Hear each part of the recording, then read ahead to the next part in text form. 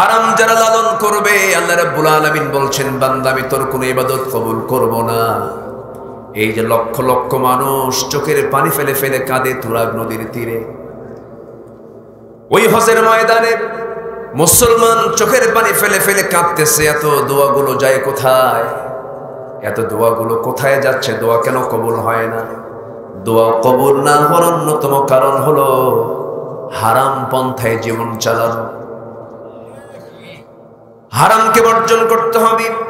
আল্লাহ রাব্বুল আলামিন বলেন ইন তাজতানিবু কাবাইরা মা তুনহাউনা আনহু নুকাফির আনকুম সাইয়্যাতিকুম ওয়া নুদখিলকুম মুদখালান কারীমা।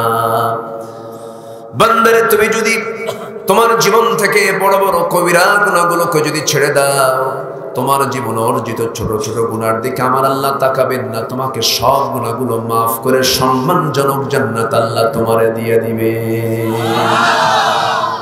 এই জন্য আমাদের জীবনের সবচেয়ে বড় চ্যালেঞ্জ হলো হারাম কাজগুলো আমার জীবন থেকে মাইনাস করে ফেলা, হক লঙ্ঘিত কোনো গুনাহ না করা।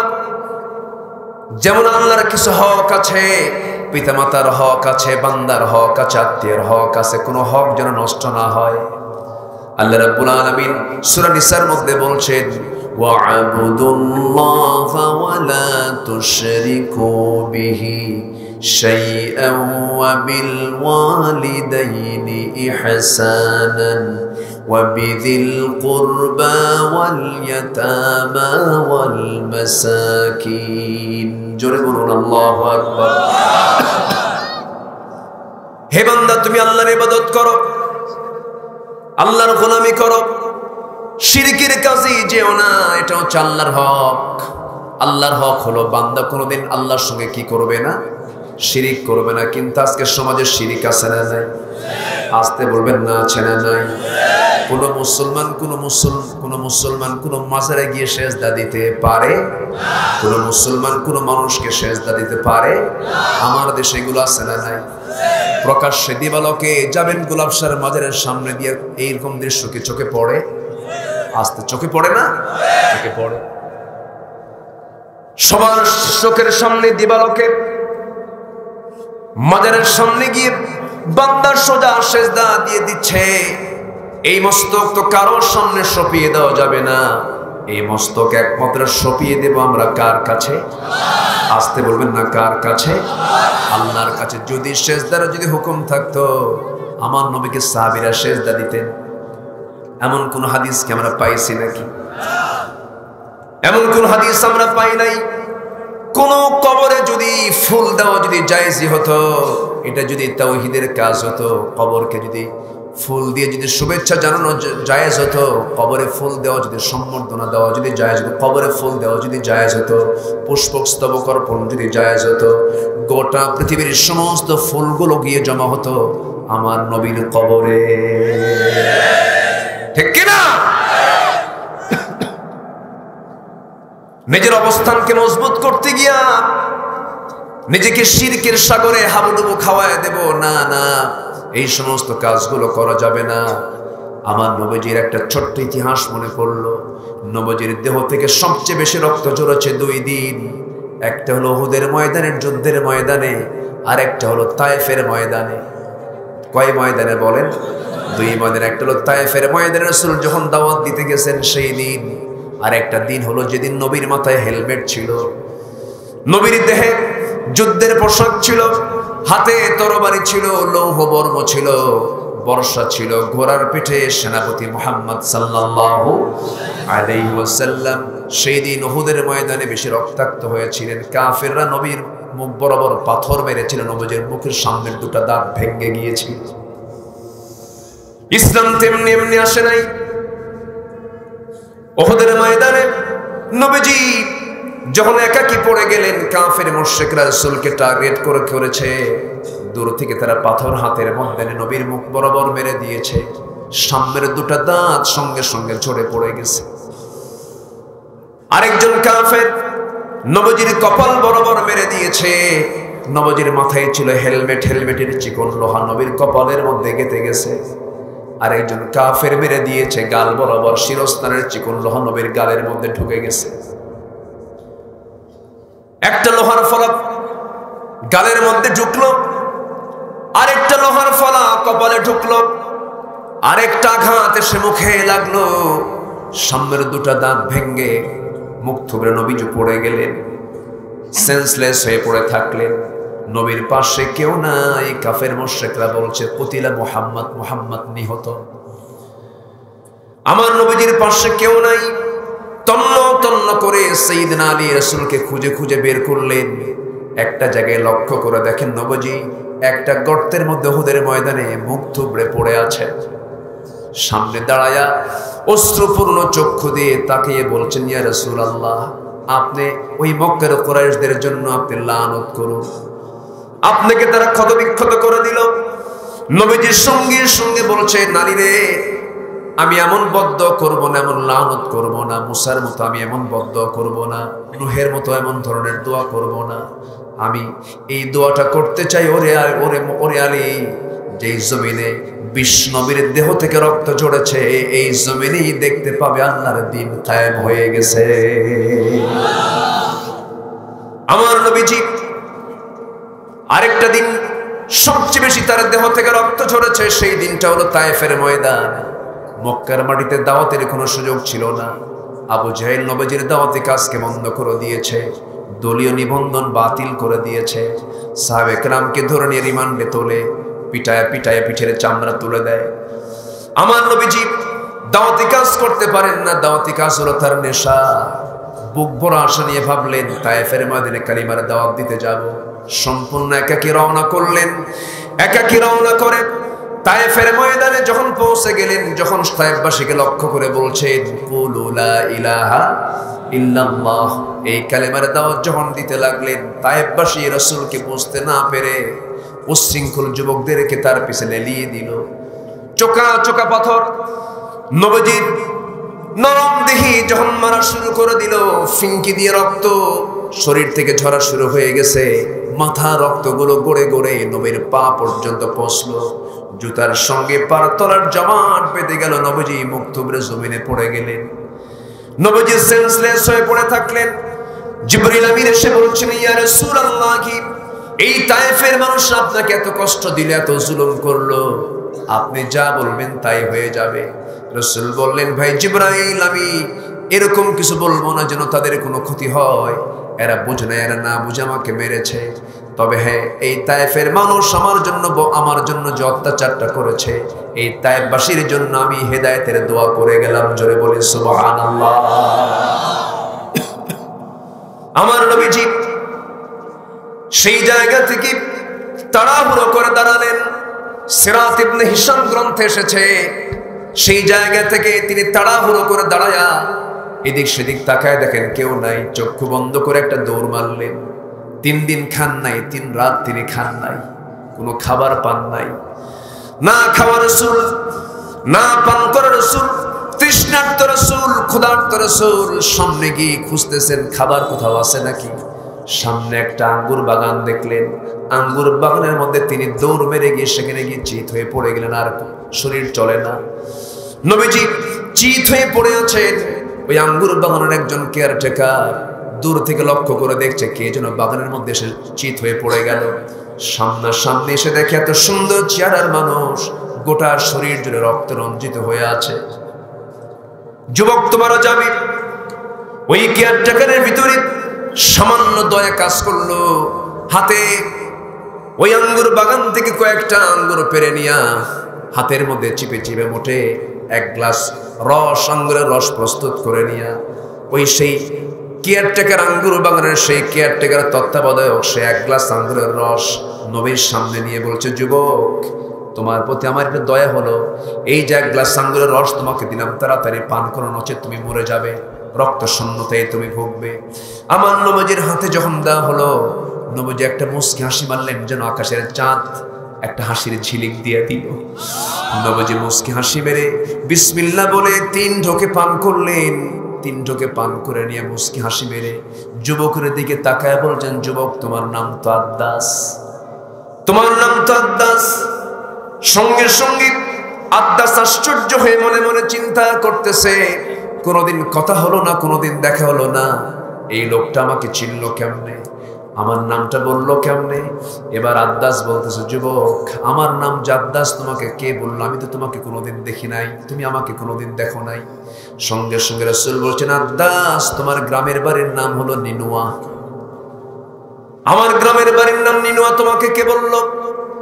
সঙ্গে সঙ্গে রাসূল বলছেন, ওরে আদ্দাস, যে নিনুয়া নামক গ্রামে তোমার জন্ম হয়েছে, ওই গ্রামে জন্ম নিয়েছেন আল্লাহর পয়গম্বর ইউনূস আলাইহিস সালাতু ওয়াস সালাম।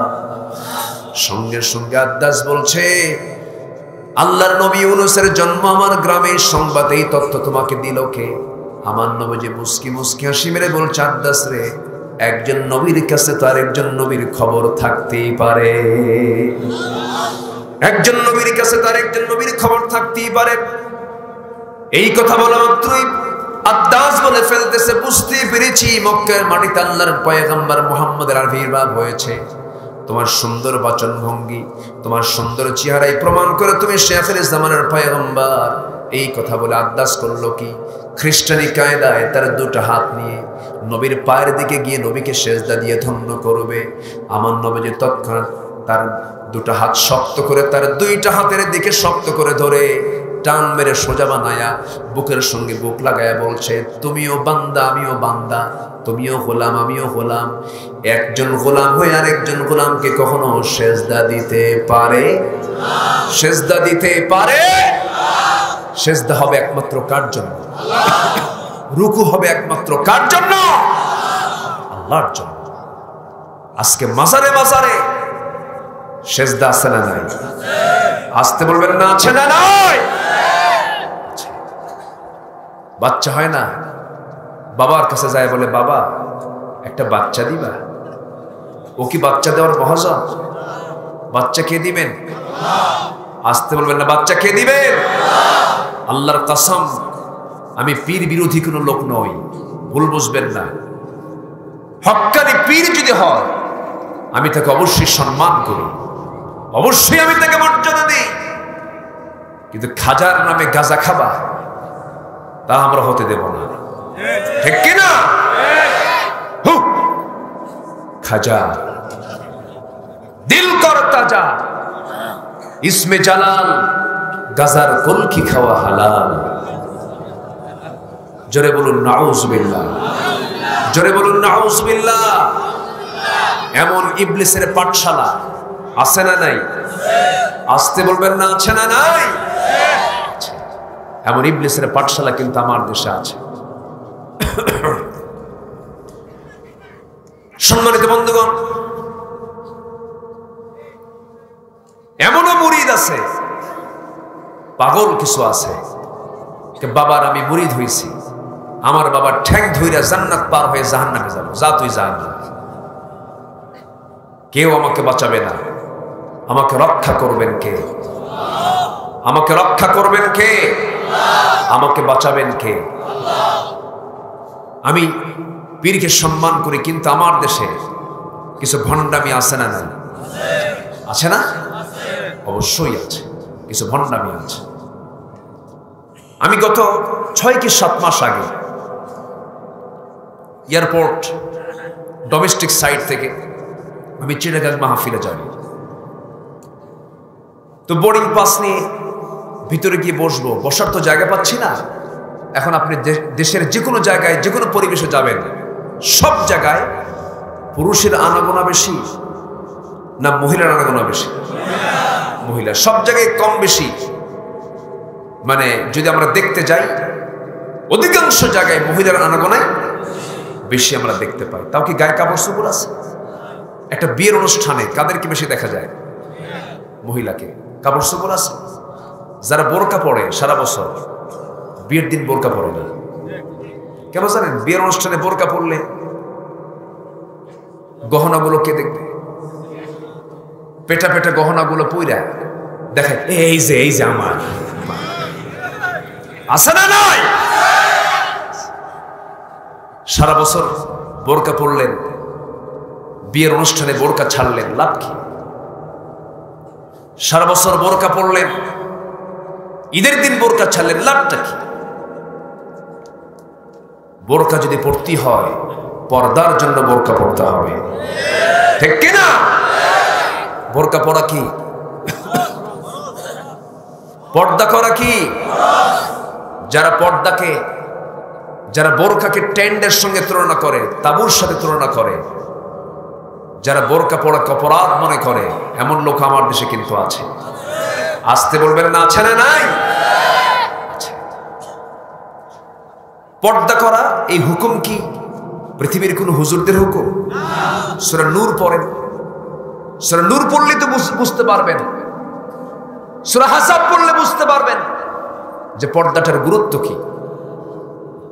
পর্দাহীনা নারী, লজ্জাহীনা নারী হলো লবণ শূন্য তরকারির মতো। যে তরকারিতে লবণ থাকে না, সেটা যেমন খাবারের জন্য অনুপযোগী, খাদ্য গ্রহণে অনুপযোগী, তেমনি সমাজের যে নারীর পর্দা নাই তার তুলনা হচ্ছে লবণ শূন্য তরকারি। আল্লাহ তুমি এলাকার মা বোনদেরকে পর্দায় থাকার তৌফিক দিয়ে দাও। তো আমি বোর্ডিং পাস নিয়ে বসবো কোথায়? সব জায়গায় মহিলা। এখন তো আবার কাপড় চোপড় যত শরীর থেকে খুলতে পারে যে সে নাকি তত বেশি আধুনিক হতে পারে। এটা হচ্ছে এখন আজকের আধুনিক সমাজের একটা বৈশিষ্ট্য।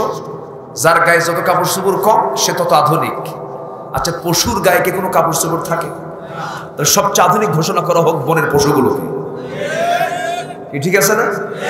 বনের পশুর গায়ে কি কোনো কাপড় চোপড় আছে? নাই। সবচেয়ে আধুনিক কে হওয়া দরকার? বনের পশু।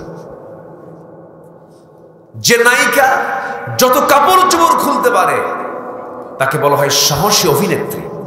কম কথা, কাপড় চোপড় খুলে ফেলে দেয়। জোরে কর নাউজুবিল্লাহ। আজকে আমরা আসি কোথায়? আজকে কোন সংস্কৃতি লালন হচ্ছে? আগে হলো বাচ্চার মা, এরপরে হলো গায়ে হলুদ, এরপরে হলো বিয়া। আগে বাচ্চার মা হয়, এরপরে গায়ে হলুদ হয়, এরপরে বিয়ে হয়। আবার এদেরকে যখন আসামি করে যখন কাঠগড়ায় নেওয়া হয়, অথবা কাঠগড়া থেকে যখন আবার হাজতখানায় নেওয়া হয়, হাতে মেহেদি রাঙ্গানো হাত নিয়ে মডেলিং করে তারা আনাকুম জানাকুম করে, কোনো সমস্যা নেই। আর 30 পারা কোরআন যাদের সিনার মধ্যে থাকে তাদের হাতে লাগানো থাকে হাত করা, ঠিক কিনা? আমার দেশে সবাইকে বলবো না, আমি কোরআন বিদ্বেষী, আলেম বিদ্বেষী, ইসলাম বিদ্বেষী কুলাঙ্গার কিছু বদমাইশ আছে। আসতে বলবেন না, আছে না নাই? এদেরকে প্রতিহত করা দরকার। তাসলিমা নাসরিন নামে এক জাহান্নামের কীট কয়েকদিন আগে বলেছে যে তোমাদের নবী মুহাম্মদ মদিনার মাটিতে পৌঁছে গেছে, গলে গেছে। চিন্তা করেন, এই জাতীয় কথা ইমানদারের কানে আসলে তার কি ঠিক থাকার কথা? আসতে বলেন ঠিক থাকার কথা। রাসূলের এতগুলো বউ কেন? এগুলো নিয়ে গবেষণা করে। কি গবেষক তারা!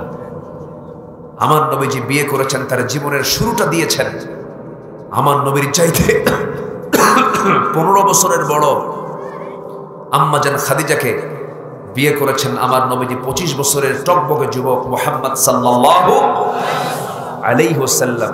আমার রাসূল বলেন, আমার খাদিজা যদি জীবনের শেষ সময় পর্যন্ত বেঁচে থাকতো, আল্লাহ তাআলা আমাকে দ্বিতীয় কোনো বিবাহের অর্ডার দিতেন না। খাদিজার জীবদ্দশে রাসূল দ্বিতীয় কোনো বিবাহ করেন নাই। রাসূল তার জীবন শুরু করেছেন প্রথমে বিধবা নারীকে বউ বানায়া। আল্লাহু আকবার বলেন। এই ইতিহাস জানো না? এই ইতিহাস পড়তে পারো না? রাসূলের এতগুলো বউ কেন? এটা নিয়ে গবেষণা হয়। বলে যে রাসূল নাকি নারী পিপাসু। সুযোগ শুধু আসো, জিব্বা টেনে ছিড়বো আমরা। বাতিলদের মোকাবেলা করতে রাজি আছেন কারা কারা? হাত উঁচু করে দেখান মুসলমান।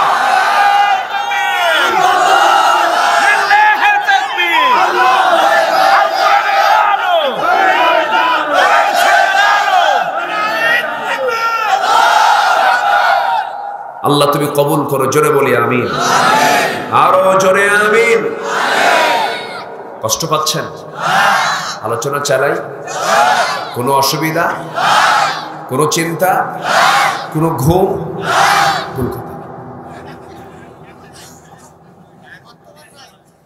ঘুমাবেন না? ঘুমাবেন। সম্মানিত ভাইয়েরা, আমি কল্পনাও করতে পারিনি যে আমি এত লম্বা সময় কথা বলতে পারবো। প্রচন্ড শ্বাসকষ্ট হচ্ছিল আমার। ঠান্ডা লাগলে ইনজুরি হয়, হয়তোবা আপনাদের দোয়ায় আমি কথাগুলো বলতে পারছি। আলহামদুলিল্লাহ। আমি এতক্ষণ ধরে যে কথাগুলো বলছিলাম আমার আলোচ্য তেলাওয়াতকৃত আয়াতের সঙ্গে একটু মিলায়ে দেব। সম্মানিত ভাইয়েরা, সবচেয়ে বড় হক কার হক? শিরিক করা না ইবাদত করা?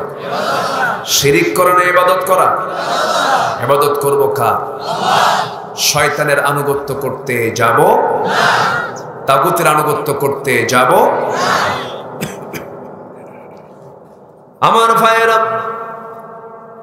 আল্লাহর ইবাদত বলতে কি বোঝায়? জন্ম থেকে নিয়ে মৃত্যু পর্যন্ত যত কাজ আমার সামনে চলে আসবে, সমস্ত কাজগুলো করার সময় সেই সময় ভাবতে হবে আল্লাহ তাআলা আমাকে এই কাজটা কেমন করে করতে বলেছেন। ইসলাম এমন একটি বিধানের নাম, আমি আমার হাতের 10টা আঙ্গুল কেমন করে কাটবো, নখটা কেমন করে কাটবো, নখ কাটার বিধান যে ইসলামে আছে। যে ইসলামে শৌচকার্য করব কেমনে তার বিধানটাও আছে। স্ত্রী সহবাস করবেন কেমনে তার বিধানটাও আছে। ইসলাম এমন একটি বিধানের নাম, যে কোনো কাজ আপনি যদি ইসলামকে সামনে রেখে করতে পারেন সেই কাজটা ইবাদত বলে গণ্য হয়ে যাবে। কোন স্ত্রীর সামনে যদি স্বামী একটা মুস্কি হাসি মেরে কথা বলে, আল্লাহ তাআলা তার জন্য তার আমলনামায় সওয়াব লিখে দেন। কোন কাজ ইবাদতের বাইরে নয়, কিন্তু মৌলিক কিছু ইবাদত আছে, যেমন নামাজ একটি মৌলিক ইবাদত।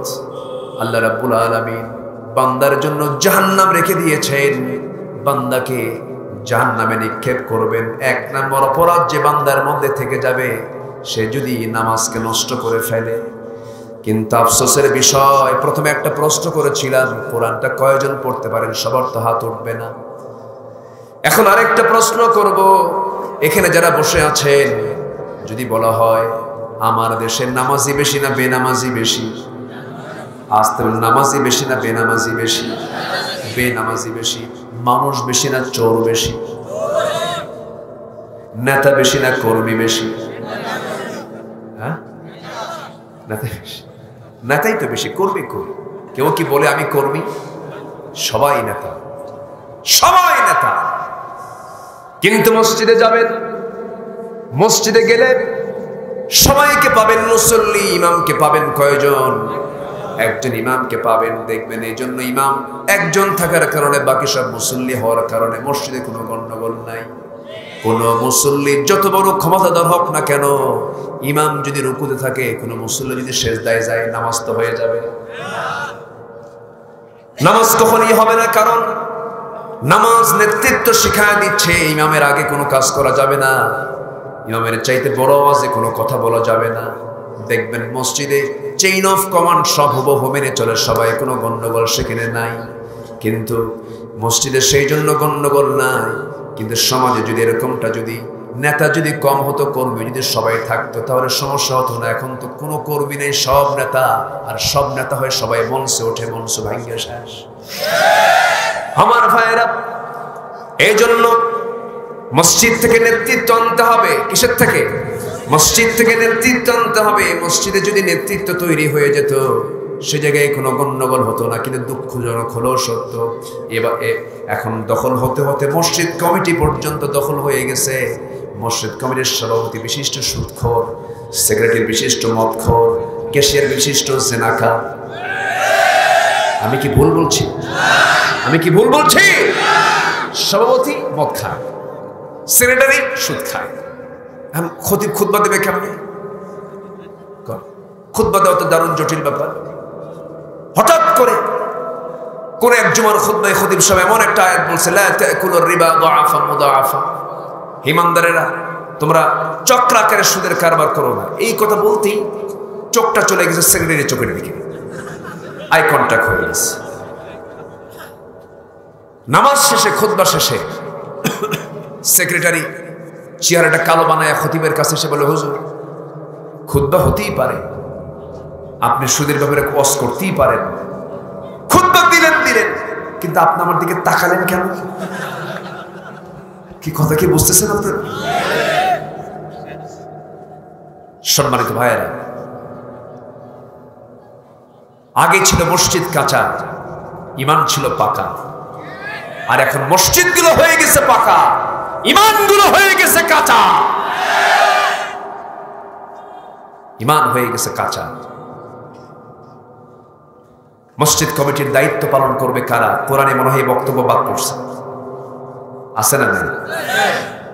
ইন্নামা ইয়ামুরু মাসাজিদাল্লাহি মান আমানা বিল্লাহ। মসজিদ কমিটির দায়িত্ব পালন করতে হলে 4টা গুণ দরকার। এর মধ্যে 1 নম্বর গুণ হলো তাকে ঈমান আনতে হবে, সলিড ঈমান। কার উপরে? এবং কাউকে ভয় করবে না, কে ছাড়া? আল্লাহ ছাড়া।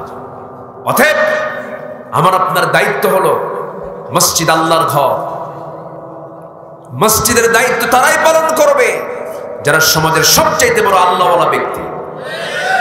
অন্য কোন মৎখর সনক্ষর যদি দায়িত্ব পালন করে, কান ধরে বের করে দেওয়া হচ্ছে ঈমানের দাবি। রাগ করছেন? রাগ করলেও কিছু করার নাই। কি করব আমি? আমাকে হক কথা বলার দরকার আছে না নাই? আমার দেশে মানুষ বেশি না চোর বেশি? মসজিদে নতুন জুতা নিয়ে ঢুকলে, নতুন জুতা যদি আপনি সামনে না রেখে পিছনে রেখে যদি আপনি নামাজে দাঁড়ান, নতুন জুতা, আপনি দামি জুতা 3000 টাকা দামের একটা জুতা কিনে নিয়ে গেছেন মসজিদে, পিছনে রেখেছেন, মাত্র একদিন পড়েছেন জুতা জোড়া, পিছনে রেখে যদি নামাজে দাঁড়ান, সেজদায় গিয়ে আপনার তসবিহ আসবেই না, খালি মনে হবে জুতা আছে তো। আমি কি ভুল বললাম? বাস্তব, বাস্তব বলছি। কোথায় যাবেন? সাইকেল নিয়ে শুধু রাখছেন, একটু বাজারের দিকে তাকাইছেন, এদিকে সাইকেল নেই। গত বছর চট্টগ্রাম পতেঙ্গায় মাহফিল, আমার আলোচনা শেষ করে, মোনাজাত শেষ করে মঞ্চ থেকে নামবো, দেখি আমার জুতা নাই। কোথায় যাবে? এই তো হচ্ছে অবস্থা। আগে দরকার ঈমান। আগে দরকার কি বলেন? আগে দরকার কি? ঈমান। আমরা মানুষ হব, আগে হক আদায় করবো কার? নামাজ পড়বো কয় ওয়াক্ত? আসতে বলবেন না, কয় ওয়াক্ত নামাজ? একা না জামাতে? পীরের ছেলে হয়ে জান্নাত পাওয়া যাবে না। নবীর ছেলে হয়ে জান্নাত পায় নাই, নবীর বাপ হয়ে জান্নাত পায় নাই, নবীর বংশ হয়ে লাভ কি? আমার নবী কুরাইশ বংশের মানুষ, আবু লাহাব কুরাইশ বংশের মানুষ, লাভ নাই। ঠিক না? ঠিক কিনা বলেন? পীরজাদা, ওরে বাপরে বাপ। আমি এয়ারপোর্টে ভিতরে যে বসার জায়গা পাই না, তো দেখি যে দূর এক হুজুর বসে আছে টুপিওয়ালা। আমি বললাম আমিও টুপিওয়ালা, পাশে যে বসলাম, বসে সালাম দিলাম, উত্তর নেয় না। আমার টুপির দিকে সোজা চেয়ে আছে, মানে আমার টুপির সঙ্গে ওনার টুপি মেলে নাই, উত্তরও দিচ্ছে না। তো পরে নিজে উলে গেলে বললাম, মুরব্বী আমি যে সালাম দিলাম আপনাকে, প্লিজ আপনার নামটা? মেজাজ দিয়ে বলতেছে আমি অমক পীরজাদা। যখন বলছে পীরজাদা, আমি চুপ করে শুনলাম। আচ্ছা, তা আমাকে আবার প্রশ্ন করে, আপনি কে? আমি হলাম নবীজাদা। কি কথা কি বুঝতেছেন? আমাকে যখন বলল, আমি বলে দিলাম কি আপনি এটা কি বললেন? হ্যাঁ তাই তো, আপনি যদি পীরের ছেলে হয়ে পীরজাদার পরিচয় দিতে পারেন, ওয়ালাকাদ কাররামনা বানি আদম, আমি হলাম আদম সন্তান, আমি যদি আদমের বেটা হই, আমি যদি আদমের সন্তান হই, আমার বাপ আদম, আমি তার ছেলে, আমার বাপ আদম নবী, আমি তার ছেলে জাদা, নবী জাদা। কথা ক্লিয়ার? কথা ক্লিয়ার? লাভ কি? নবীর ছেলে হয়ে তো লাভ নাই। সৈয়দ, পাঠান, মোগল চৌধুরী, মির্জা, এই সমস্ত বড় বড় বংশের খেতাব লাগায়া জান্নাত পাওয়া যাবে না। জান্নাত পেতে হলে আল্লাহ রাব্বুল আলামিন বলছেন, ইন্না খালাকনাকুম মিন যাকারিন ওয়া উনসা ওয়া জাআলনাকুম শুউবান ওয়া ক্বাবাইলা লিতাআরাফু ইন্না আকরামাকুম ইনদাল্লাহি আতকাকুম। আমি তোমাদেরকে এক নর নারী থেকে পৃথিবীতে সৃষ্টি করে পাঠিয়ে দিয়েছি, বিভিন্ন ভাষা, বিভিন্ন গোত্র ভাগ করে দিয়েছি যেন একে অপরকে তোমরা চিনতে পারো। তোমাদের মধ্যে সেই বান্দা সবচেয়ে আমার কাছে দামি, যে বান্দা আমি আল্লাহ আমাকে সবচেয়ে বেশি ভয় করে, মহব্বত করে। জোরে বলি সুবহানাল্লাহ। সবার আগে হক আদায় করব কার? নামাজ পড়ব কয় ওয়াক্ত? আল্লাহ তাআলা বান্দাকে হাশরের ময়দানে প্রথম প্রশ্ন করবেন কিসের প্রশ্ন? নামাজের প্রশ্ন, সালাতের প্রশ্ন করবেন। এবং জাহান্নামে যাওয়ার এক নাম্বার কারণ কি? আসতে বলবেন না। জাহান্নামে যাওয়ার এক নাম্বার কারণ কি? নামাজ। আল্লাহ রাব্বুল আলামিন বলেন, মা সালাকাকুম ফি সাকার ক্বালু লাম নাকু মিনাল মুসাল্লিন ওয়া লাম নাকু নুতঈমুল মিসকিন وكنا نخوض مع الخائضين وكنا نكذب بيوم الدين حتى أتانا اليقين فما تنفعهم شفاعة الشافعين। জাহান্নামের বলবি, আজকে আমরা জাহান্নামের ভিতরে আমরা নিক্ষিপ্ত হয়েছে চারটা কারণে। নাম্বার 1 হলো আজান শুনেছি, নামাজ পড়ি নাই, বান্দার হক নষ্ট করেছি, কাবিখের প্রজেক্ট মেরে খাইছি, বিধবার ভাতা মেরে খাইছি, রাস্তার টাকা মেরে খাইছি, এই সমস্ত কাম কুকামগুলো করেছি। বিচার দিবসকে বিশ্বাস করে নাই, সেই জন্য আজকে আমরা জাহান্নামে। এই জন্য 1 নম্বর অপরাধ হলো নামাজকে ছেড়ে দেওয়া। আমরা জীবনে কেউ নামাজ ছাড়বো না। জোরে বলি ইনশাআল্লাহ। নামাজ পড়বো কয় ওয়াক্ত? একা না জামাতে, বুঝে না না বুঝে, জেনে না না জেনে, সময় না সময় নামাজ পড়বো কয় ওয়াক্ত? 5 ওয়াক্ত। বুঝে শুনে নামাজ পড়বো। যদি বুঝে শুনে কোনো বান্দা নামাজ পড়ে, সেই বান্দা কখনো হারাম কাজে যাবে না। এক লোকের বাড়ি মসজিদের পাশে, লোকটা হিন্দু। লোকটা কি? হিন্দু। প্রত্যেক দিন মসজিদের সামনে দিয়ে যায়। ইমাম সাহেব রুকু থেকে ওঠার সময় বলে, সামি আল্লাহু লিমান হামিদা। হিন্দু লোকটা মনে মনে চিন্তা করে যে প্রত্যেকটা দিন এই ইমাম সাহেব এই মহিলার নামে কি দোয়া করে, মানে হামিদা নামে তো মহিলা আছে। ওর মনে মনে চিন্তা হলো, হামিদার নামটা তো নেয় কেন? প্রায় শোনে তো। এই হিন্দু ভদ্রলোকের পাশে আবার এক মুসলমান আছে, সে আবার 5 ওয়াক্ত নামাজ মসজিদে পড়ে। তাকে ডাক দিয়ে বলছে, ভাই তুমি তো 5 ওয়াক্ত নামাজ মসজিদে পড়ো, তোমাদের ইমাম সাহেবের কি এই এক মহিলা ছাড়া কি আর দোয়া টোয়া নাই? শুধু হামিদা হামিদা করে। হামিদা মেয়েটা কার মেয়ে বলো তো? এখন এই মুসল্লি বলে, ভাই আমি 25 বছর যাবৎ জামাতের সাথে নামাজ পড়ি, সময় মতো নামাজ পড়ি, আজ পর্যন্ত আমিও ঠিক মতো জানি না আসলে হামিদা মেয়েটা কার মেয়ে।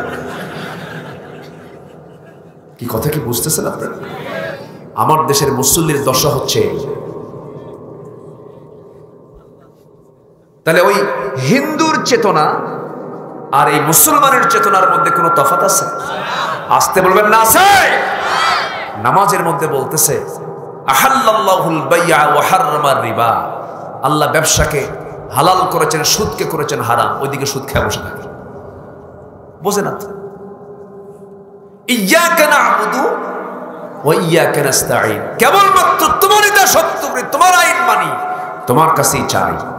নামাজে কি মুসলকা দিল, আর নামাজ থেকে বের হয়ে অন্যদিকে চলে গেল। নামাজ হবে? আমি শেষ করে দিই নাকি? এই যাচ্ছ কেন? যাবো কেন? পানি খাবা? এই যে পানি নাও, যাওয়া নেই, ধরো খাও, পানি খাও।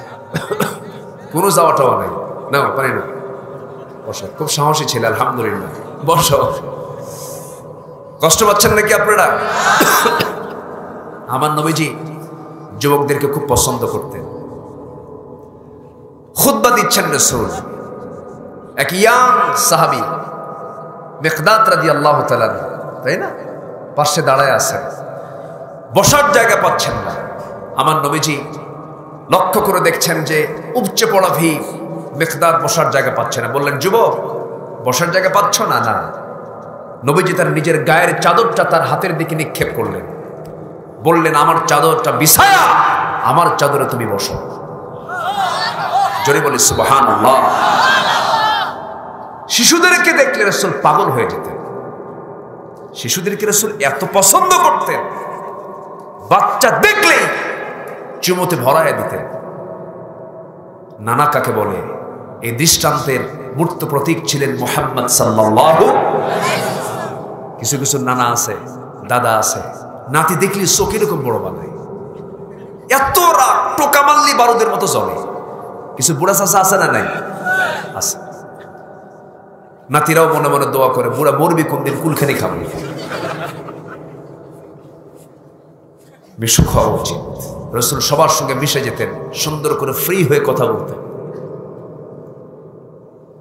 আমার নবীজি এত পছন্দ করতেন বাচ্চাদের, খেলা ছেড়ে দিয়ে নবীর সামনে এসে বসত। খেলা ছাড়তো সাহাবীরা, বাচ্চারা খেলা ছেড়ে দিয়ে নবীর সঙ্গে এসে গল্প করত। রাসূল গল্প করতেন, ওর খেলা কি প্রিয় খেলা, মানে জাস্ট শিশুর সঙ্গে শিশু হয়ে যেতেন। আল্লাহু আকবার। হোসেন বলতেন, না না তুমি তো ঘোড়ায় চড়ো, আমার কি ঘোড়ার চড়ার শখ হয় না? রাসূল বললেন, তোমার তো হাত পা শর্ট, ঘোড়ার পিঠে উঠবা কেমনে, তুমি তাহলে ঘোড়া হও। রাসূল ঘোড়া হতেন, দুটো হাত সামনে দিতেন। তখন কেমন হলো, কয় পা হলো? 4 পা হলো। লাফ মেরে হুসাইন নবীর বুকের উপরে, পিঠের উপরে বসতেন আর বলতেন, পিছনে থাপড়ায় বলতেন, ঘোড়া যা। রাসূল গোটা ঘর ঘোড়ার মতো ঘুরতেন। সুবহানাল্লাহ বলবেন না? বিশ্ব নবী, বিশ্ব মানের চরিত্র। রাসূল সিজদায় যেতেন, হুসাইন রাদিয়াল্লাহু তাআলা আনহু নবীর ঘাড়ের উপরে গিয়ে বসতেন। আল্লাহ, কয়েক মিনিট চলে গেছে, হুসাইন নড়ে না, রাসূলের সিজদা থেকে মাথা উঠান না। স্বেচ্ছায় যখন হুসাইন সরে দাঁড়াইছে, আমার নবীজি সিজদা থেকে উঠিয়ে তাশাহুদ পড়ে, দোয়া দরুদ পড়ে সালাম ফিরে বললেন, না না তুমি আজকে আমার খুব উপকার করেছো। কেন? সিজদা তো একটু কম সময় থাকতা, তুমি আমার ঘাড়ে বইসা সিজদা লম্বা করে দিছো। জোরে করে সুবহানাল্লাহ। আর এখনকার বুড়া চাচা হলে কি বলতো? ঘাড় ধরে বলতো, সাইজ করে বলতো। কি কথা বলছেন? কখনো না। আমার নবীর মসজিদ ছিল শিশু দিয়ে ভরা। আমার নবীর মসজিদ ছিল বাচ্চা শিশু দিয়ে ভরা। তাদের কান্না, তাদের হাসির আওয়াজ আমার নবীর কানে চলে যেত। বাচ্চা শিশু রাসূলের সামনে বসে বসে রাসূলের বয়ান শুনত। আমার নবী যে জুমার খুতবা দিচ্ছেন, কিসের খুতবা? জুমার খুতবা। সামনে হুসাইন, ছোট মানুষ তো, এমন জুব্বা পড়ছে, মানুষ হলো ছোট, জুব্বা পড়ছে বড়, কাপড়ের সঙ্গে পেঁচ লেগে বারবার পড়ে যায়। আমার নবীজি ওয়াজিব খুতবা ছেড়ে দৌড় মেরে গিয়ে হুসাইনকে দূর থেকে কোলের মধ্যে করে নিয়ে প্রথম কাতারের সামনে বসায় দিয়েছে। আর এখনকার কিছু বুড়া চাচা আছে, বাচ্চা মসজিদে দেখলে চোখ এইরকম বড় বানায়। আমি কি ভুল বলছি? আছে না নাই? আছে না নাই? আপনি চোখ বড় বানানোর কে? আপনি চোখ বড় বানাতে পারবেন না, আপনি গুনাহগার হবেন। রাসূল বলেছেন, মান লাম ইয়ারহাম সাগীরানা ওয়া লাম ইউক্কির কাবীরানা ফালাইসা মিন্না। যে ব্যক্তি ছোটদেরকে স্নেহ দিয়ে কথা বলে না, সে আমার কেউ না। রাসূল বলেছেন। আমার নবীজি মসজিদে নববীর মধ্যে বসে আছেন, বাবে জিবরিল দিয়ে, জিবরিল আমিন এসে নবীর সামনে হাঁটু গেড়ে বসে আছেন। নবীর কোলে বসা হুসাইন। রাসূল কিচ্ছু মনে করলেন না, সামনে জিবরাইল বসা। রাসূল বলছেন, না না, আমার সামনে কোন লোকটা এসে বসলো, তুমি তাকে চেনো? বলতেছে, না না, এই লোকটা মাঝে মাঝে আপনার কাছে আসে, কিন্তু মতলব তো ভালো মনে হয় না। কেন? সবাই আসে এক নিয়তে, এই লোকটা আসে মনে হয় ভিন্ন কোনো নিয়ত আছে। কেন? কোনোদিন আপনার কাছে দোয়াও চায় না, খালি হাতে আসে, খেজুর আঙ্গুর বেদেনা কিছুই নিয়ে আসে না, একটু কৃপণ কৃপণ মনে হয়। নবীজি মুসকে মুসকে হাসি মেরে জিবরাইলকে বুঝাচ্ছেন, জিবরাইল, আমার নাতি কিন্তু কঠিন জিনিস, আমারই ছাড়ে না। আল্লাহু আকবার বলবেন না? আল্লাহ বলছেন, জিবরাইল, আমার প্রিয় দোস্তের প্রিয় নাতি হুসাইন যখন শক করিয়ে ফেলেছে, তুমি তোমার পকেটে হাত দিয়ে দেখো, জান্নাতের আঙ্গুরের ছড়া তোমার পকেটের মধ্যে আছে।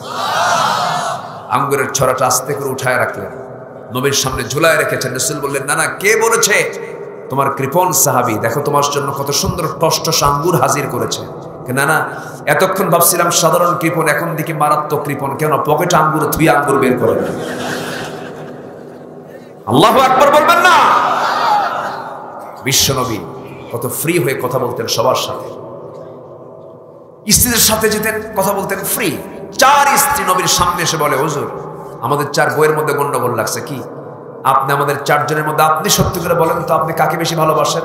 ও বলে আমাকে, ও বলে আমাকে, ও বলে আমাকে। আপনার মুখ থেকে শুনবো।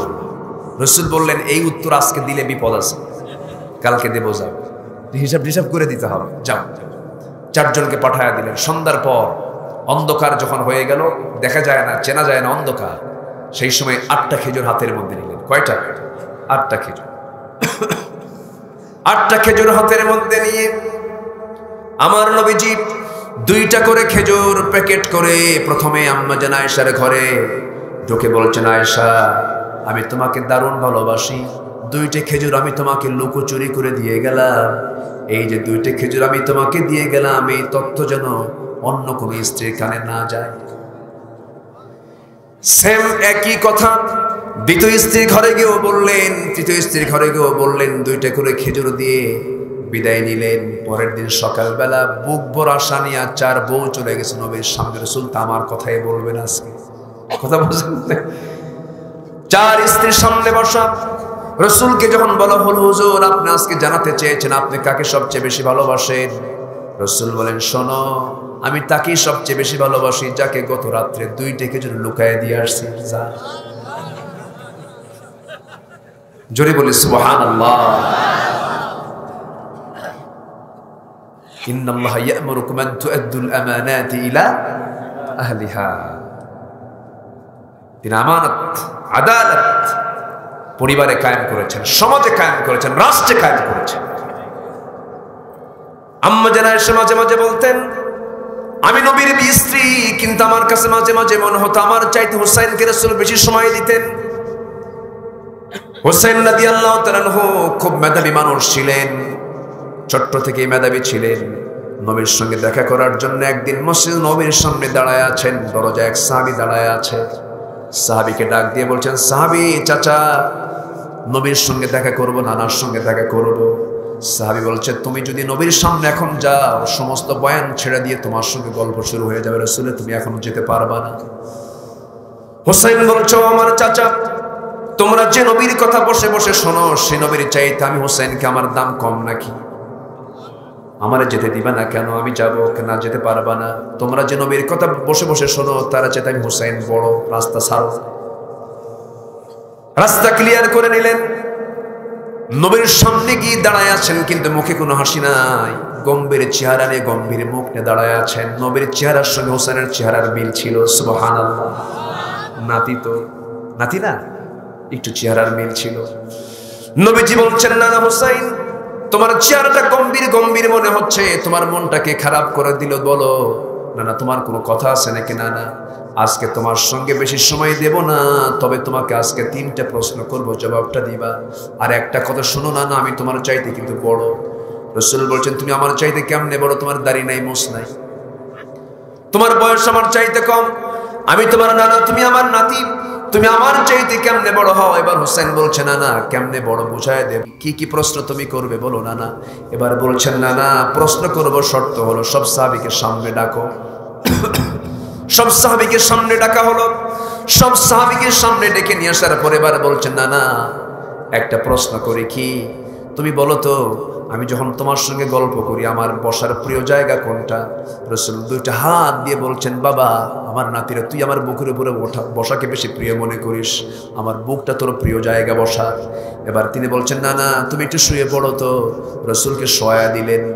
লাফ মেরে গিয়ে নবীর বুকের উপরে বসলেন। বুকের উপরে বসে বলছে, না না, 3টা প্রশ্ন করব, সবাইকে তুমি শুনতে বলো। নাম্বার 1 প্রশ্ন, শুধু উত্তর দিবা, বলবা তোমার আব্বার নামটা কি? রাসূল বলছেন, আমার আব্বার নাম আব্দুল্লাহ। বাড়ি কোথায়? মক্কায়। কোন বংশ? কুরাইশ বংশ। ঠিক আছে, ভালো কথা, কিন্তু তুমি কি জানো আমার বাবার পরিচয়টা কি? আমার বাবা কি? আমার বাবা হলেন কুরাইশ বংশের মানুষ, মক্কার মানুষ, ঠিক আছে, কিন্তু একটা এক্সট্রা গুণ হলো আল্লাহ যাকে দুনিয়ার সমস্ত কাফির বেঈমানদের জন্য আসাদ করে পাঠিয়েছেন, গর্বিত পিতা আসাদুল্লাহিল গালিব আলী, আমার পিতা আলীকে এক পাল্লায় দাও, তোমার পিতা আব্দুল্লাহকে এক পাল্লায় দিয়ে দাও। না না, তুমি বলো সম্মান মর্যাদার দিক থেকে আমার বাপ বড় না তোমার বাপ বড়? তুমি নিশ্চয়ই বলবে আমার বাবা আলী বড়। জোরে কোন সুবহানাল্লাহ। আমার নবীজি মুস্কি মুস্কি হাসি মারছেন, বিজ্ঞচিত কথাগুলো শুনে নবীজির চোখের পানি আটকাতে পারছেন না। এবার বলছেন না না, আর কি প্রশ্ন করবে বলো? এবার বলছে না না, নাম্বার 2 প্রশ্ন হলো, বলো তো না না তোমার মার নামটা কি? আমেনা, বাড়ি তার কোথায়? মদিনা। এতটুকুই তার পরিচয় শেষ। কিন্তু না না, তুমি কি নিশ্চয় জানো না আমার মার পরিচয়টা কি? আমার মা হলেন জান্নাতের সমস্ত মহিলাদের সর্দারিনী, খাতুনে জান্নাত মা ফাতিমা। মা ফাতিমাকে এক পাল্লায় দিয়ে দাও। না না, তোমার মা আমেনাকে এক পাল্লায় দিয়ে দাও। আল্লাহর কসম করে বলি আমার মা ফাতিমার ওজনটাই বেশি ভারী হয়ে যাবে। আমার নবীজি এবার বলছে না না রে, আর কি প্রশ্ন করবি কর। এবার বলছে না না, বলো তো না না তোমার নানার নামটা কি? আমার রাসূল বলছেন আমার নানার নাম ওহাব জোহরি, বাড়ি তার কোথায়? মদিনায়। কি করতেন? একজন ব্যবসায়ী ছিলেন। এতটুকুই তোমার নানার পরিচয়টা শেষ। কিন্তু নানা, তুমি কি জানো আমার নানার পরিচয়টা কি? আমার আল্লাহ হলেন রাব্বুল আলামিন, আর আমার নানা হলেন রাহমাতুল লিল আলামিন। আমার নানা হলেন সর্বকালের, সর্বযুগের সর্বশ্রেষ্ঠ মহামানব, যার সম্মান, যার মর্যাদা আল্লাহর পরে আখিরের জামানার পয়গম্বর জনাবে মুহাম্মদুর রাসূলুল্লাহ সাল্লাল্লাহু আলাইহি সাল্লাম। আমার নানাকে এক পাল্লায় দাও, তোমার নানাকে এক পাল্লায় দাও। নানা, আল্লাহর কসম করে বলি আমার নানার ওজনটাই বেশি ভারী হয়ে যাবে। আমার নবীজি কথাগুলো শুনলেন, সন্তান নাতিটাকে বুকের মধ্যে জড়িয়ে ধরে বলছে না না রে, নবী হওয়ার পরও আজকে যুক্তির দিক থেকে আমি তোর কাছে হেরে গেলাম। না না আমার ভাইয়েরা, আজকে সন্তানগুলোকে যদি পারিবারিকভাবে, শিক্ষা প্রতিষ্ঠানের দিক থেকে, সব দিক থেকে আজকে শিশুদেরকে যদি রাসূলুল্লাহর সিরাতকে যদি জানানো হতো, রাসূলের জীবনকে যদি পড়ানো হতো, সন্তানগুলো আল্লাহ বলা হয়ে যেত, ভালো হয়ে যেত। বরঞ্চ ওইগুলো তো নাই, বরং তার একটা সংযোজন হয়েছে, শিক্ষার মধ্যে বানর ঢুকাইছে। বানর বানর, ঠিক কিনা? বাচ্চাদের ইসলাম জানার দরকার আছে না নাই? আসতে বলবেন না, আছে না নাই? আছে। শিশুর হাতে মোবাইল দিবেন না। শিশুর হাতে মোবাইল দিবেন, ওর বুদ্ধি শেষ হবে, ওর এলেম কমে যাবে। আমার কাছে মনে হয় যারা মোবাইল অতিরিক্ত ব্যবহার করে তারা একটা প্রতিবন্ধী। আমার কাছে এটা মনে হয়। দেখেন না, কিছু কিছু সময় মোবাইল এত গভীরভাবে দেখে, ডাকবেন সলিমুদ্দিন, আমি কি ভুল বলতেছি? এইগুলো করে না বলেন, দিবেন না। তো চুয়াডাঙ্গা মাহফিল করে, চুয়াডাঙ্গা মাহফিল রাতের বেলা। তো আমি এশার নামাজের পর খাইতে বসলাম। একজন বেচারি আমাকে বলেন, হুজুর আপনার বাড়ি কোথায়? তো বললাম থাকি তো ঢাকাতেই, জন্মস্থান হলো উত্তরবঙ্গে। হুজুর আমি আমার বড় মেয়েটাকে বিয়ে দিয়েছি ঠাকুরগা। তো বললাম ঠাকুরগা বিয়ে দিলেন? যশোর চুয়াডাঙ্গার মানুষ, ব্যাপার কি এত দূরে? ঘটককে? হুজুর মোবাইল। কি কথা কি বুঝতেছেন? ঘটককে কেমনে কি হলো? মেয়ে আমার ইন্টারে পড়ে, বলতেছে, সে বলতেছে যে মেয়েটা ইন্টারে পড়ে, বলল আব্বু সায়েন্সে পড়ি, অনলাইনে ক্লাস করতে হয়। অফলাইনে না, কোন লাইনে? অনলাইন। বাধ্য হলাম, মোবাইলটা কিনে দিলাম। তো ক্লাস করতে করতে যে ও এই ক্লাস করবে তা তো বুঝিনি, বুঝে চলে গেছে। 3 দিন পর ফোন দিয়ে বলতেছে, আব্বা খোঁজাখুঁজি করার দরকার নাই, আমরা খুব ভালো আছি। কি কথা কি বুঝতেছেন? কে মা কি করতেছিস বল? কে বাবা চিন্তা করো না, সব কাজ শেষ করছি, বিয়ে শাদী বাদ নাই। কথা কি বোঝা গেল? তাহলে এখন আমার কথা হলো, যদি কেউ কারো মেয়েকে বিয়ে দিতে না পারেন, নিজে বিয়ে দিতে পারতেছেন, কষ্ট হচ্ছে, মোবাইলটা কিনে দিয়ে। কি কথা কি বোঝা গেল? আমার আর বোঝানোর কোনো ভাষা নাই।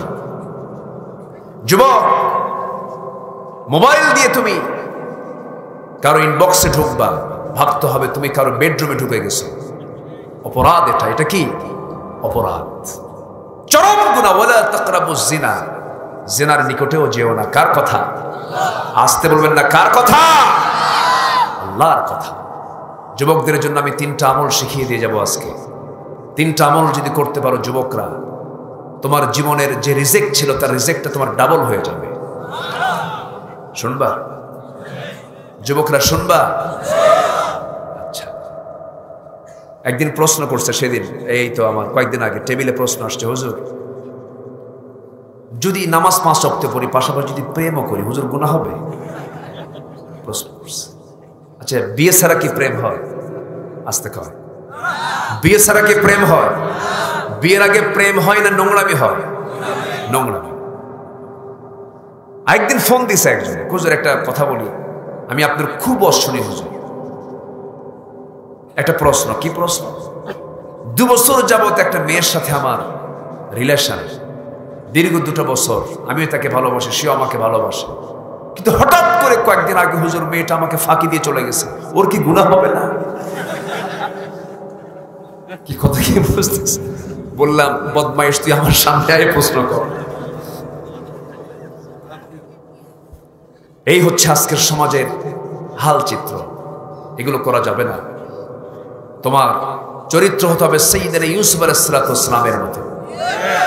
তোমার সামনে আলে আসবে, নার্গিস আসবে, সুন্দরী মেয়ে আসবে, তুমি বলবে আমি সবচেয়ে বেশি ভয় করি, মোহাব্বত করি কাকে? আসতে বলবেন না। কাকে? আল্লাহ বলছেন আমি তাকে আদর করে আমার আরশের ছায়ার নিচে আমি তাকে স্থান দিয়ে দেব, লাল গালিচে সম্বর্ধনা দেব, আমি তাকে আরশ আজিমের মেহমান বানাবো। আরশ আজিমের ছায়া মানে কি? আরশ আজিমের মেহমান। আল্লাহু আকবার। সাবআতু ইযিল্লুহুমুল্লাহু ফি যিল্লিহি ইয়াওমা লা যিল্লা ইল্লা যিল্লুহু, ইমামুন আদিলুন, শাবুন নাশা ফি ইবাদাতিল্লাহ, আরেকজন রাজুলুন ইযা দাআতহু ইমরাতান যাত হাসাবিন ওয়া জামালিন ইন্নী আখাফুল্লাহ। আল্লাহু আকবার। যুবকদের জন্য 3টা কাজ তাড়াতাড়ি করো। এই 3টা কাজ তোমার রিজেক্ট ডাবল হবে। 1 নাম্বার হলো তাড়াতাড়ি বিয়ে করো। মনে হয় কোনো যুবক খুশি হয়নি। খুশি হয়েছে? খুশি হয়েছে? তা আওয়াজ তো নাই। ও বাড়িতে বিয়ে করায় না, বাড়িতে বিয়ে করায় না। হুজুর, হুজুর তো রাজি তো আছে, কিন্তু বিয়ে তো করায় না। মেয়ের বাপদেরও কিছু সমস্যা আছে না নাই? আসতে বলবেন না। আছে না নাই? আচ্ছা, যদি বলে আব্বা নামাজ কালাম পড়ি, বর্তমান সময় ফিতনার সময় একটু বিয়েটা পড়ায় দাও, ছেলের বাপ চোখ এরকম বড় বানায় বলে কিসের বিয়ে রে তোর? কিসের বিয়া? 1 পয়সা কামাই নাই, আছে না নাই? কিন্তু একটু ভাবলেন না, তার যৌবন আছে, সে যদি কোনো জেনার কাজে লিপ্ত হয়, এটার দায় বাপ মার কাঁধে মনে হয় পড়বে না? আসতে মনে পড়বে কি পড়বে না? আল্লাহ বলছেন বিয়ে করো, আমি তোমাকে ধনী বানায় দেব। কার কথা? বিয়ে করো, আমি তোমাকে ধনী বানাবো। কার কথা? আল্লাহর কথা।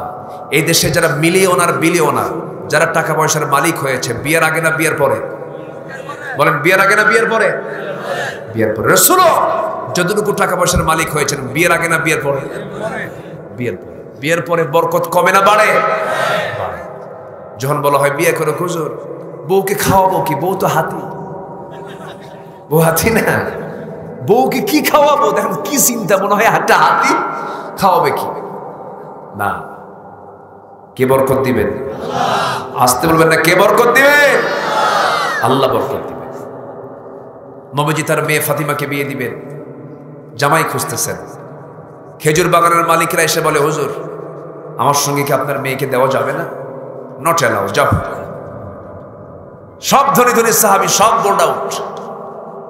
নবীজি অপেক্ষা করছেন, আমার পছন্দের লোকটা এখনো আসেনি। সবার শেষে আলী 1 পা আগায় 2 পা পিছায়, সামনে দাঁড়ায় আছে। রাসূল বলেন, আলী তুমি কিছু বলবা? হুজুর কি যে কব নিজেও জানি না। মানে উনি তো আশ্চর্য হয়ে যাচ্ছেন, এত দামি দামি সাহাবীরা, ধনী ধনী সাহাবীরা বিয়ের প্রস্তাব যে প্রত্যাখ্যান, আমি কেমনে কি করি? রাসূল বলেন, তুমি কি আমার মেয়েকে বিয়ে করবা? হুজুর দিলে করা যায়। সুবহানাল্লাহ বলবেন না? যুবকদের বিয়ের আগ্রহ থাকার দরকার আছে না নাই? আরেক সাহাবী এসে বলে, হুজুর আমার কি বিয়ে হবে না জীবনে? রাসূল বলেন, কেন বিয়ে হবে না? হুজুর মেয়ে দেখি কি আমার পছন্দ করে না। রাসূল বললেন, কেন? আমি কালো তো? রাসূল বললেন, না, এটা ভুল কথা তোমার। কে বলেছে তুমি কালোর জন্য বিয়ে হবে না? আমি তোমার বিয়ের দায়িত্ব নিলাম, যাও। আল্লাহু আকবার বলেন। রাসূল তার ভিতরের খোরাকটা বুঝতে পেরেছেন, তার চাহিদা বুঝতে পেরেছেন। যুবক তো, যৌবন তো। রাসূল বললেন, যাও। ইবনে ওয়াহাব নামে একটা সাহাবী আছে, তার সুন্দরী মেয়ে আছে, আমার কথা বলো, বিয়ে হয়ে যাবে। চলে গেছেন দৌড় মেরে মেরে, আগ্রহ, বিয়ের আগ্রহ, যৌবন তো। চলে গেছেন মেয়ের বাবার কাছে, বিয়ে করব। কে পাঠাইছে? রাসূল। ইবনে ওয়াহাব খুশিতে বাগবাগ হয়ে গেছে। রাসূল আমার মেয়েকে নিয়ে চিন্তা করে, খুব খুশি, বলতেছে, দেব তো বিয়া, তুমি তো কালো, আমার মেয়ে তো পূর্ণিমার চাঁদ, দেখি মেয়ে যদি রাজি হয় বিয়ে হয়ে যাবে। মেয়েটা আবার এগুলো কথা শুনছে, দেওয়াল ঘেসে গেছে। ভিতরে এসে বাপ বলতেছে, মা একটা কালো ছেলে রাসূল পাঠিয়েছেন, বিয়ে কি দেওয়া যায়? চোখে পানি।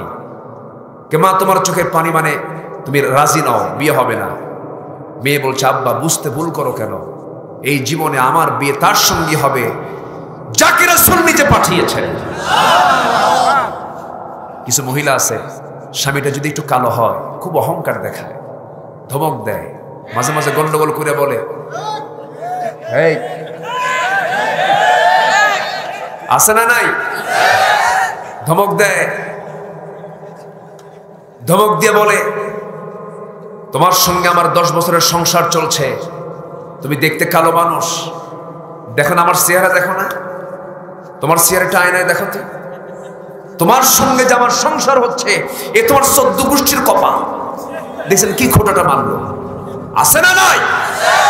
আবার কিছু যুবক আছে দুষ্ট, বউটা একটু বিয়ে করতে নিয়ে একটু কালো পাইছে, একটু কালো। আমার দেশে তো কালো নাই, আমাদের সেই কালো আছে নাকি? আফ্রিকান কালো আছে, আফ্রিকান নিগ্রো একটা আছে নাকি? নাই। আমার দেশের কালার গুলো খুব মিষ্টি কালার, বলি আলহামদুলিল্লাহ। আমার দেশের মানুষের কালার গোটা পৃথিবীর সেরা কালার, আল্লাহ আলহামদুলিল্লাহ বলেন। হ্যাঁ, একটু কালো বউ হয়েছে, বিয়ের 3 দিন পরে খালি কান্দে, কান্নার থামে না। এই তুই কান্দিস কেন? নতুন বিয়ে করে বউ ঘরে, তোর চোখে পানি কেন? কানবো না মানে? সুমনের বউ দেখতে কত সুন্দর। কি কথা কি বুঝতেছেন? ওর নজর গেছে সুমনের বউয়ের দিকে, অন্যের বউয়ের দিকে নজর গেলে কি নিজের বউ কখনো সুন্দর হয়? কখনো সুন্দর হয়? তোমার বউকে যদি রাজরানীর মতো দেখতে চাও, পৃথিবীর কোন নারীর দিকে তাকাবে না, মনে হবে তোমার বউটা পৃথিবীর সবচাইতে বড় রাজরানী। ইসলাম কত সুন্দর থিওরি দেয়, নিজের নফসকে দমন করো। আমার নবীজি আলীকে বললেন, আলী আমার মেয়ের সাথে তোমার বিয়ে আমি দেওয়াতে প্রস্তুতি নিয়ে নিলাম, টাকা আছে? হুজুর টাকা পাবেন কই, বাড়ি তো নাই আমার। রাসূল বলেন, কিছুই নাই, কিন্তু ঢালটা আছে আর তরবারিটা আছে, ঢাল বেচে আনো, ঢাল বেচার টাকাই হবে আমার মেয়ের বিয়ের মহারণা। রাসূল বিয়েটাকে কত সহজ করেছেন। আর আমার দেশে কিছু কিছু বিয়ের মহারণা জমি বেচে মহারণা ঠিক করে, আছে না নাই? মানে এত জটিল বানায়। বিয়ে করতে করতে 50 বছর হয়, 50 বছরে বিয়ে করে, 60 বছরের বাচ্চার বাপ হয়। ছেলে একখান নিয়ে রাস্তায় যখন হাঁটে, চামড়া তো নাই, ঢিল, বাচ্চা ছোট, যখন রাস্তা দিয়ে হাঁটে তখন সবাই বলে, এই ছেলে এটা তোমার দাদা না নানা? এগুলো করা যাবে না, সময় মতো সব কাজ করতে হবে, শিখিয়েছেন মুহাম্মদ সাল্লাল্লাহু।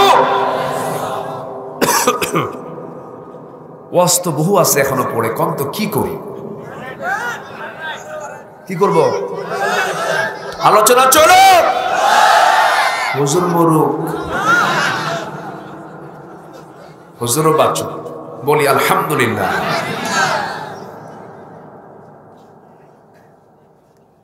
ছোট্ট ছোট্ট ছেলেরা আজকে বসে আছে মাহফিল, আলহামদুলিল্লাহ বলেন। সবাই কি ফজর পড়বো আমরা?